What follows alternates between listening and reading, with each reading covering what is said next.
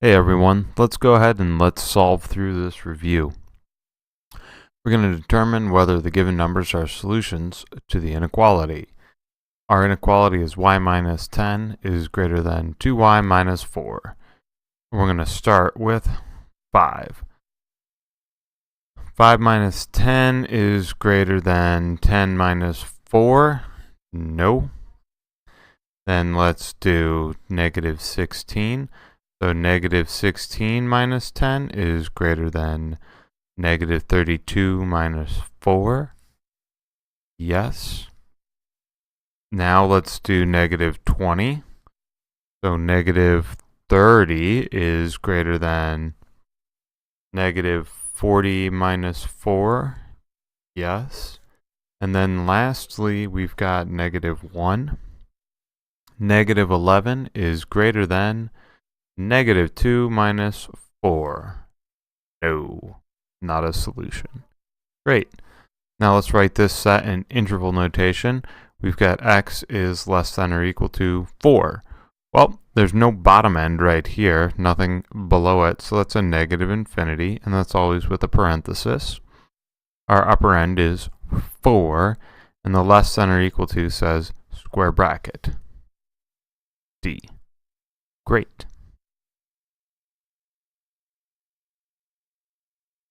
Find the union of MCF with WMCFP. Well, it's MCF WCMCFWP.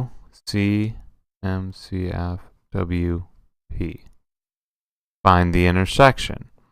2, no. 5, no. 7, no. 9, no. Nothing in here is also in the other one. This intersection is the empty set,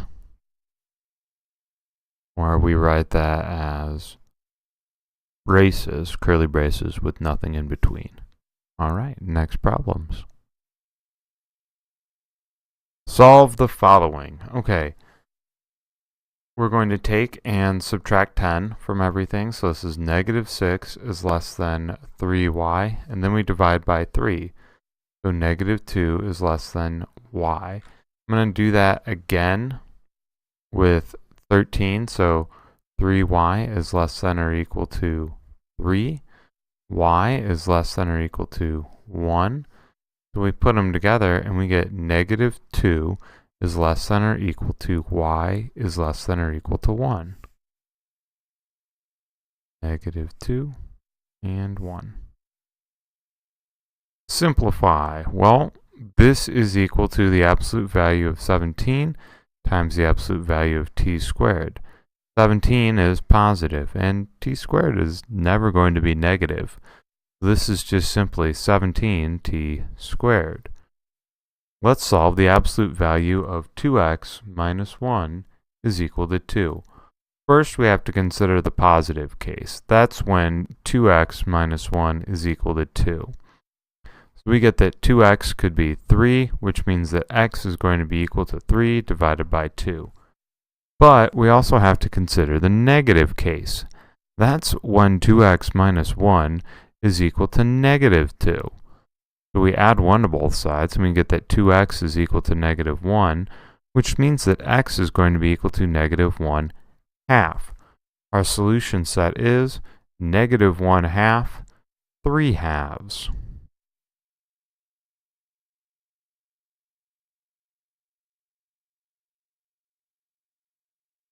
I'm going to take number 8, and we're going to solve it down here. Let's solve the absolute value of x plus 13 is equal to the absolute value of x minus 2. And we're first going to consider that they're both positive. That is, they have the same sign. Then we have x plus 13 is equal to x minus 2. 13 is equal to negative 2. There's no solution for that case. But we can also consider the left to be positive and the right to be negative. That would be x plus 13 is equal to negative x minus 2. So x plus 13 would be equal to negative x plus 2. 2x plus 13 is equal to 2. 2x is equal to negative 11. X is equal to negative 11 divided by 2. So that's our solution set, negative 11 divided by 2.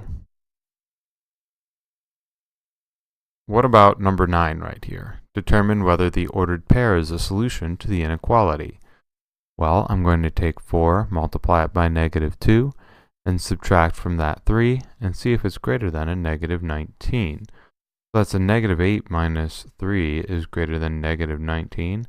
Negative 11 is greater than negative 19. So is this a solution? Yes, it is. Next exercise is, we're going to graph this inequality on a plane. Y is greater than x minus 2. I'm going to start with y is equal to x minus 2, which is going to go through the point 0, negative 2, and it's going to go up 1 and then to the right 1, because it has slope equal to 1. That's 0, negative 2, and it goes up 1, over 1, up 1, over 1, up 1, over 1. Just like this. And the same thing down here.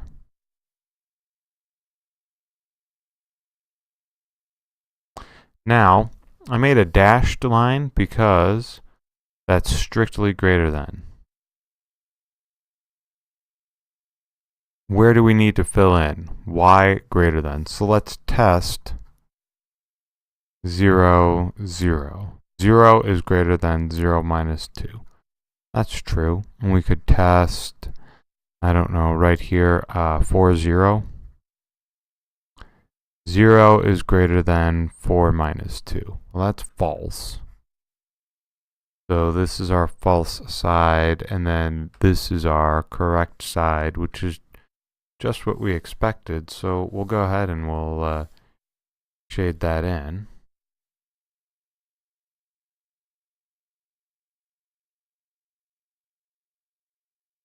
And that's our solution. Let's do this again with number 11 here. We're going to graph x plus y is less than 4. X plus y is less than 4 is the same as y is less than negative x plus 4. And y equals negative x plus 4 goes through the point 0, 4. And it goes, let's see here, to the right 1 and then down 1 because its slope is negative 1. So let's graph that. 0, 4 right there. And then we're just going to do that wonderful little negative 1 slope. Looks something like that. And then we want the y to be on the less than. So I'm guessing that if I plot 0, 0 in here, we'll get 0 plus 0 is less than 4, which is correct. And then if we put something over here like 4, 4 in, we'll get 4 plus 4 is less than 4, which is way incorrect. So 4, 4, this is our incorrect side. And then this is our correct side. Let's go ahead and we'll shade. Oops. Here we go. We'll shade the correct side. And we have our solution. Great. Next set of exercises.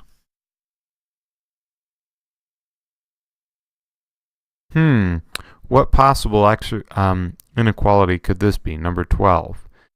Well, it looks like it's going through about negative 6 there. X, here, y plus x is less than 2. No, it couldn't be that. That slope isn't high enough. We need a big, steep slope. 6, that's a positive, is greater than a negative 2 on the x. That's a negative slope. That doesn't match. Y and x, 3 halves, maybe, but I still don't think that slope is... Is that slope steep enough? I don't know. This one's possible. And this one's possible too. Let's try this. 2x is greater than or equal to 3y minus 6. Write this as 3y is less than or equal to 2x plus 6. So that gives us y is less than or equal to 2 over 3x plus 2.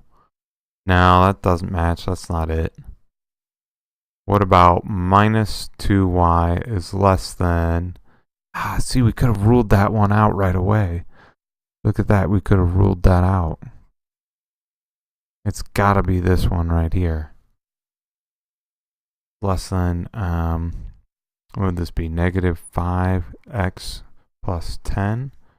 Y is greater than 5 over 2. Perfect. Slope steeper than 2. Minus 5. X minus 5. Yeah, that's it. 1, 2, 3, 4, 5. Right there. Yep. And look at that steep slope. Yep, that's it. Absolutely, that's it. Find the square roots of 4. Well, plus 2 is our principal root. Negative 2 is the negative square root. Use a calculator to approximate the square root. Okay.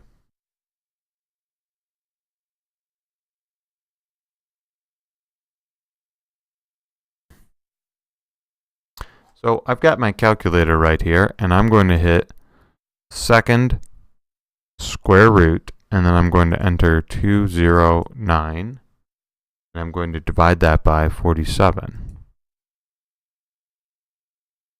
And that input will give me the correct square root. Let's call it 2.11. Oh, nearest thousandth. So 2.109.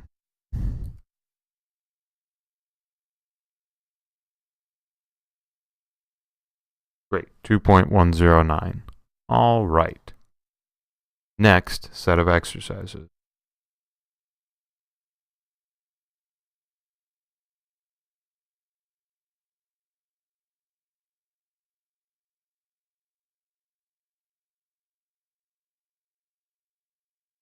Let's find the following, and we're going to assume that c can be any real number. Well, what we're going to do is we're going to take and we're going to square all of this. So we'll get the square root of 9c squared. And then we're going to take the square root of 9, and we'll get 3.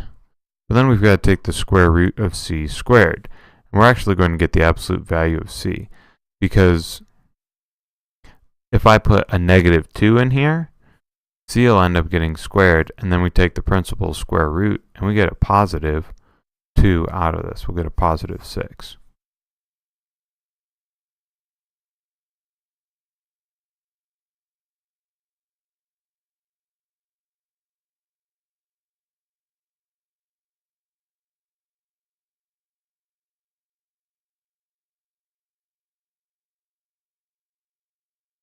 C, we need that absolute value.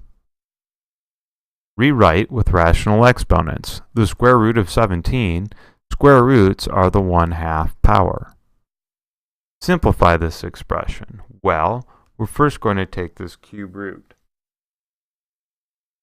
The cube root of 1000 is 10, okay?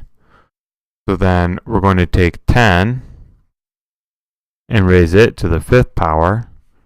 1, 2, 3, 4, 5. We get 100,000. All right. And then we've got to do 100,000 to the negative 1. That's 1 divided by 100,000, which is this answer right here, D. B is flat out. That will never happen. It can never be made negative like that. Likewise with C, that's not as simplified as we could get. A is right, but then we need to simplify. And when we do, we end up with D. Okay, next set of exercises. Simplify by factoring the square root of 63. Well, I happen to know that 63 is 9 times 7, so I'm going to break it apart into those two factors, which means that I can take a square root now and get the square root of 9, which is 3. So we'll get 3 square roots of 7. Multiply. Well, let's see here. This is the square root of 5 times the square root of 10. And I've written the square root of 10 as the square root of 5 times the square root of 5. Or rather, I've written this as the square root of 5 times the square root of 10, which is the square root of 5 times the square root of 2. And since I have these two square roots right here, this simplifies to be just 5. So we end up with 5 times the square root of 2. We're going to kind of do that again here with 20. And I'm looking at 6 and I'm thinking, well, 6 here is the square root of 2 times the square root of 3. That's 6. And can I break apart 15 like that? Yeah, it turns out we can. It turns out with 15 we get the square root of 3 and the square root of 5. So because they have this overlap right here, because they share that square root of 3, we can rewrite this as 3 without the square root. Then what do we do with the square root of 2 and the square root of 5? Well, we multiply them together, so we get 3 times the square root of 10. So we find where they overlap. And we multiply based on that. Next exercise. For this one, we've got a fourth root, and I wanted to do one of these even if it's not going to show up on the exam. What we do is we say this is 6 to the 1/4, and I have 7 to the 1/2. I've got to get from a half to a fourth, and a half is 2/4. So what I have is 6 to the 1/4, and squaring it, 49 to the 1/4. Then I can multiply these together. Let's see here. 49 times 6 is, 54, 29, 294. 294 to the 1/4. And it says to use a radical, so I'm going to write 294 fourth root. There we go. And all of this is based around getting from one fraction to another. Next exercise.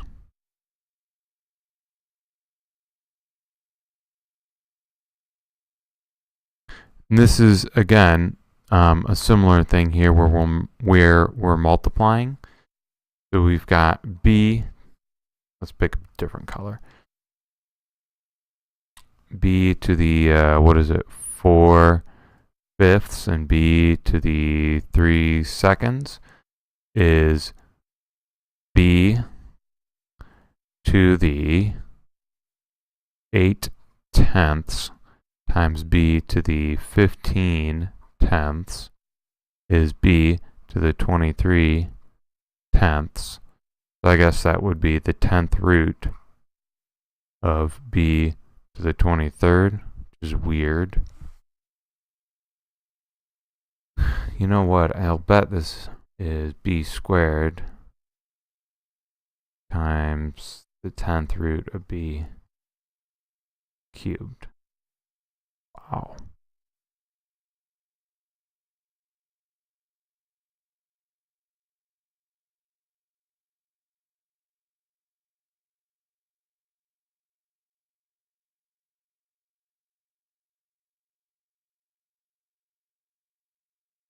Or we could kind of do some revision with some division and think about the remainder. You know what I'm thinking about?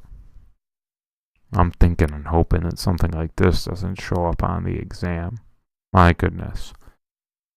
Number 23, however, 23 is a lot better. See, because what's happening here is we've got the cube root of 5 and the cube root of 5. So all we need to do here is 5 minus 3, and we don't even touch that cube root of 5. We just say 5 minus 3 is 2, so we've got 2 times the cube root of 5. Okay. Likewise down here, when we're adding, we just do 9 plus 6, and we get 15 square roots of y. Cool. That was a lot better. Next exercises. Multiplying. Uh-oh. Well, let's try and do number 25 right here. We've got the square root of 10 plus 1 times 3 square roots of 10 plus 1. Interesting. We're just going to FOIL this out, so we'll get 3 times 10 plus the square root of 10 plus 3 square roots of 10 plus 1 times 1. So this is 30 plus 4 square roots of 10 plus 1, which is 31 plus 4 square roots of 10. Okay. Now let's do number 26. That's 2 square roots of 7 minus 6 square roots of 3 times 5 square roots of 7 plus 15 square roots of 3. My goodness. 2 times 5 is 10. Square root of 7 times the square root of 7 is 7. 2 times 15 is 30. The square root of, let's see here, 7 times 3 is 21. Negative 6 times 5 is negative 30. 3 times 7 is 21. Interesting. 6 times 15 is 90, so this is minus 90. Square root of 3 times the square root of 3 is 3. These cancel. Neat. And we'll get 70 minus 270. We'll get negative 200. Really? Negative 200? Square roots are weird. Next exercise.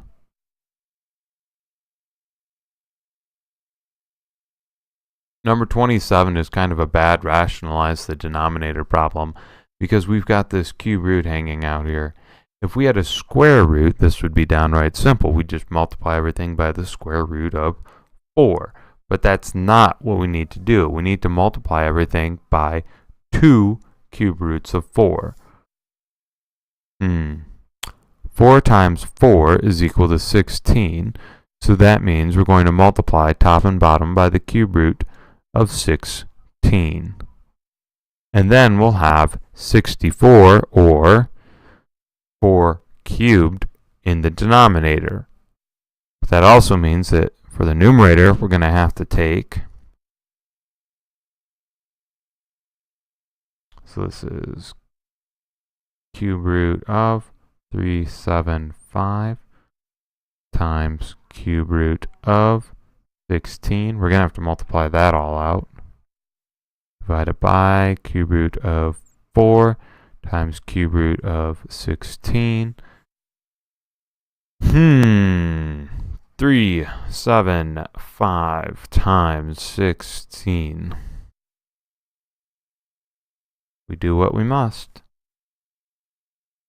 45. 22. Skip a space. 5, 7, 3. Add them up. So 0, 10, 10, 6.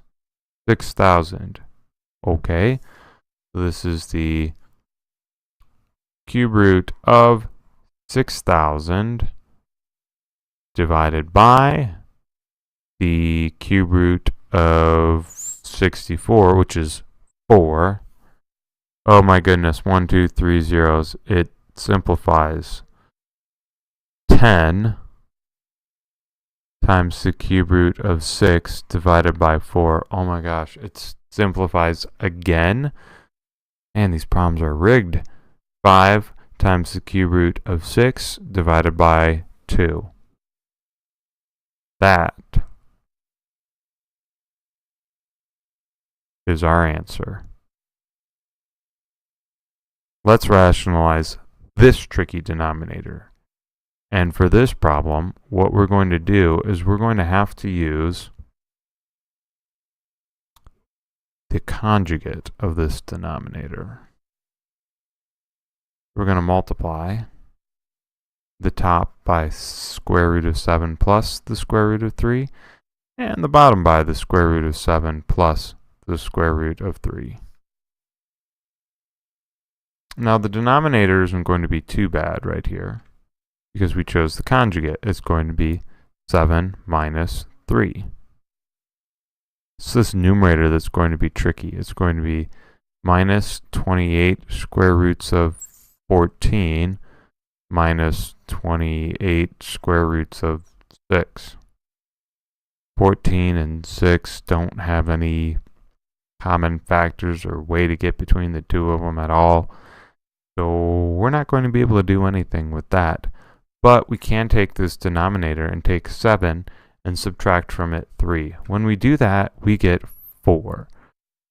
And in the numerator, look at this. We've got 28 and 28. I can divide a 4 out of that,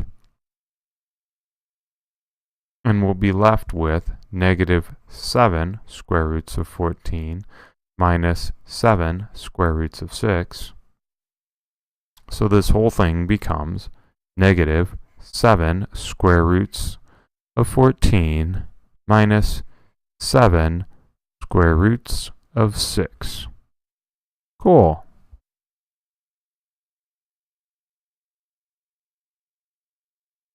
Solve.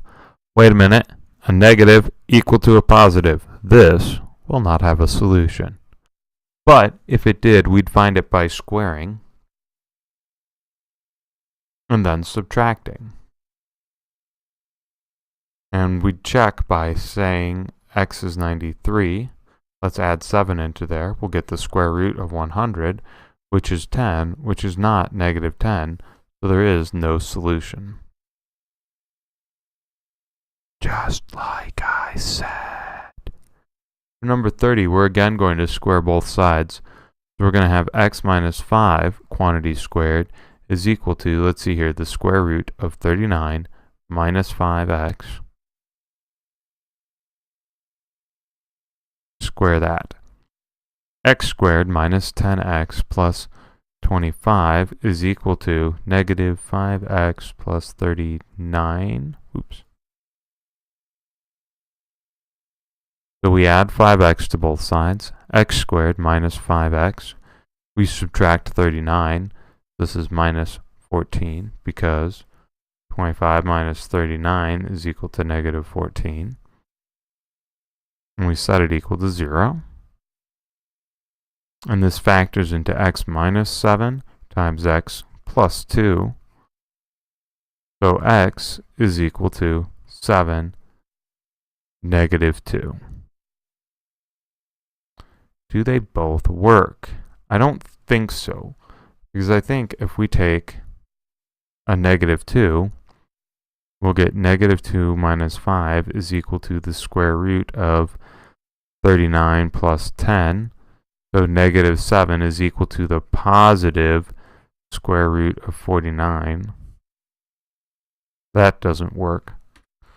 But if we take 7 minus 5, we set it equal to, let's see here, the square root of 39 minus 35. 4 is equal to the, 7 minus 5 is 2, Mike. Come on now. 2 is equal to the square root of 4. That checks out. Our solution is x equals 7. Negative 2 is not a solution. Okay. How would we express this in terms of I? Well, it's the square root of negative 5. We split this into the square root of 5, and the square root of negative 1. So this is the square root of 5 times I. Okay, and express this in terms of I. This is the square root of 36, or 6 times the square root of negative 1, or I. So that's 6I. And then we multiply just as we would normally. 5 times 6 is 30, so we've got 30I. 5 times 9 is 45, and then we have I times I, so that's 45. I squared, which is negative 1.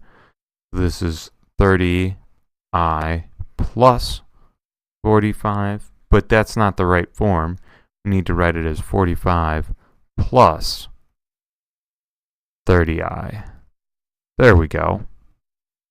And then when we multiply a binomial like this, it's much the same. It's just, longer.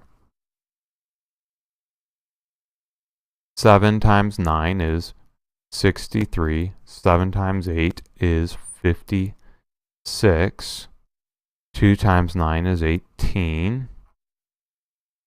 And then 2 times 8 is 16. And we can't forget that I squared.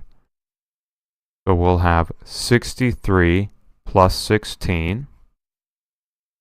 See here, 56 minus 18 is 38, and this is all negative. So minus 38I. So this becomes 79 minus 38I. 79 minus 38I. I comes second. That's in proper form. Great. Next exercise.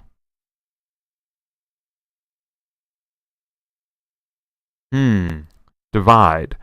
Well, we're going to have to multiply the top and the bottom by I. So this becomes 5I divided by 8. Nope, negative 8.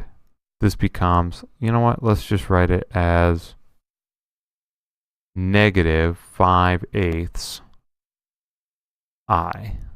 There we go. And then number 36. Divide and simplify. Well, to do this, we're going to multiply by the conjugate. We're going to multiply by the conjugate of the denominator. That'll get us a real valued number in the denominator by which we can divide. We can't really divide by two terms like this, but we can absolutely divide by one. Let's multiply out that numerator. 18 times 18. Oh my goodness, that's beyond my knowledge. 64, 14, 8, 1, 4, that's 12, 324, okay. So that's 324 plus 54I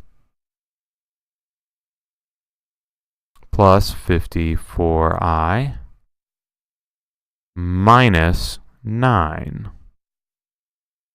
And that's divided by, it's the conjugate, 324 plus 9. So this is equal to 324 minus 9. That's 315 plus 108I. And that's divided by 333. A little bit more like an I. Yeah. We're not done yet because we have to get it into the proper form. So that means it's 315 divided by 333 plus 108 divided by 333 times I. But let's reduce. 3 goes into here 105 times.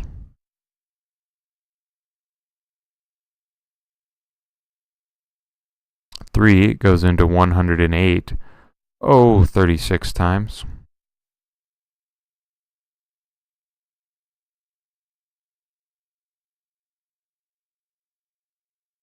And that is our final answer. Oh my goodness, I think I need to take a break after that. Let's solve 4x squared equals 8. And then we'll find the x-intercepts of 4x squared minus 8. 4x squared equals 8. Divide both sides by 4. We get x squared is equal to 2. And we take the square root of that, and x is equal to plus or minus the square root of 2. You know what these x-intercepts are? Plus the square root of 2 and minus the square root of 2. That's simple enough. Solve the following equation for x. Well, 1 plus 8 is 9. 2 plus 4 is 6. This isn't factorable. It's quadratic formula time. X is equal to minus a negative 1 plus or minus the square root of negative 1 squared minus 4 times 1 times 8. All of this is divided by 2 times 1. So this is 1 plus or minus the square root of 1 minus 32. All divided by 2. So x is equal to 1 plus or minus, let's see here, the square root of negative 31, that's prime, divided by 2. But we can still pull this out as 1/2 plus or minus the square root of 31 divided by 2 times I.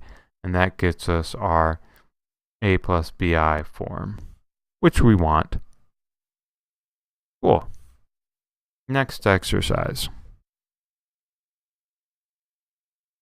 Determine the nature of the solutions of the equation. Now we could throw this all into the discriminant, b squared minus 4ac, and get 0 minus 4 times 1 times a negative 2, and get 8. Or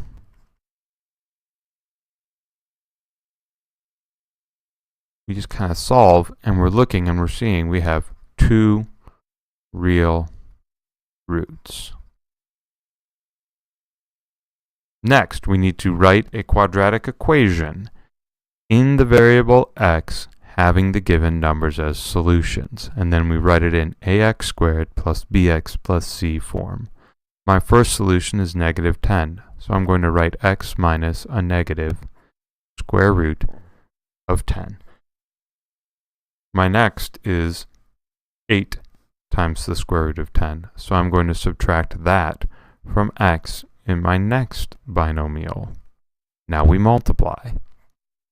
X squared minus 8 square roots of 10 times x plus the square root of 10 times x minus 8 times 10. The square root of 10 times itself is 10. We get x squared minus 7 square roots of 10, x minus 80. And that's our quadratic formula. And you can see, we'll set it equal to 0 here. It's even got the right form. Great. Next exercise.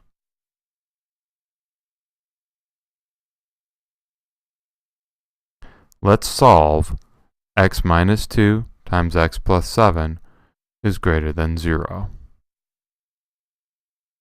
We can do that. Look over here. This is greater than 0. Look over here. This is greater than 0.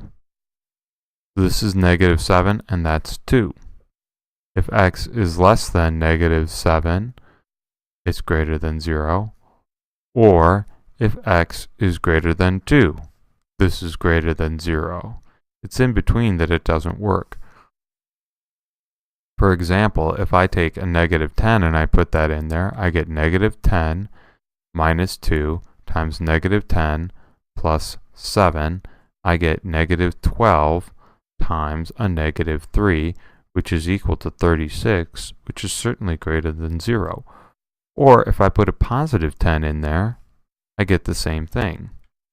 Positive 10 minus 2 times a positive 10 plus 7 is 8 times 17, which is some big number that's greater than 0. 136.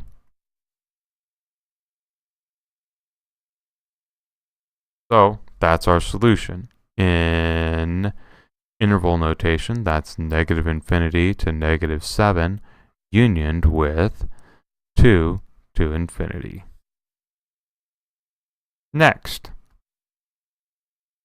we're going to solve this.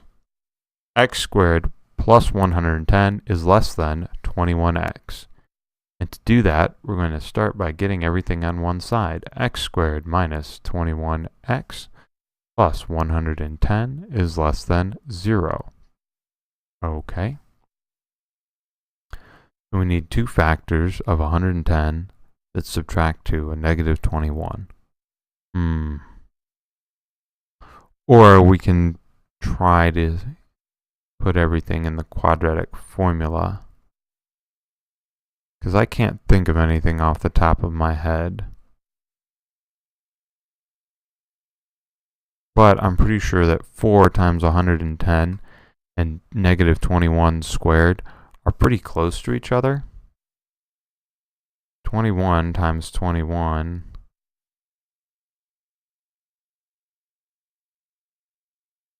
is 441. So yeah, they are.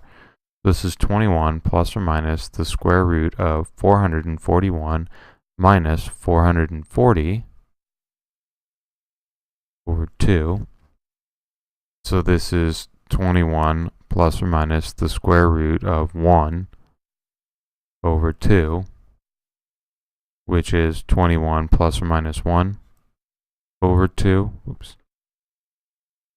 Which is 22 over 2, which is 11, or it's 20 over 2, which is 10. Oh my goodness.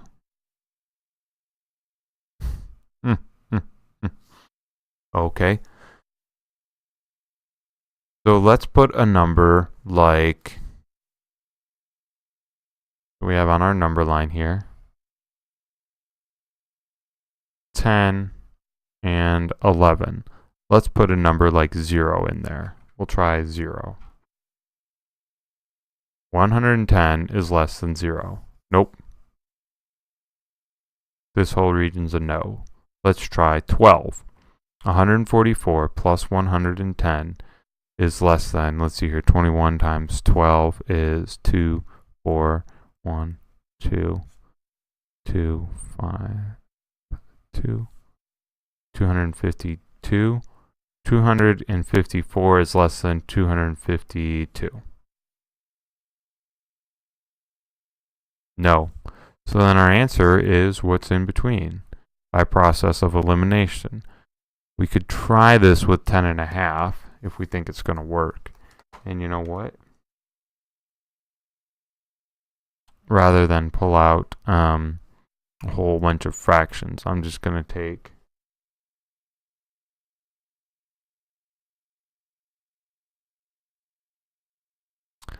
10.5,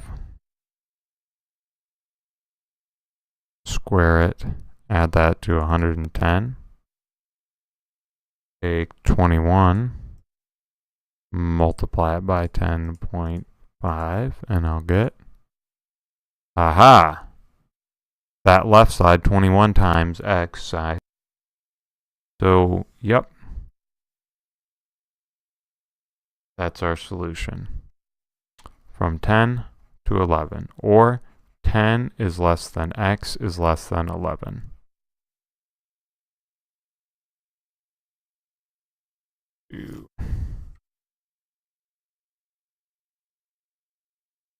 That's our solution in interval and set builder notation.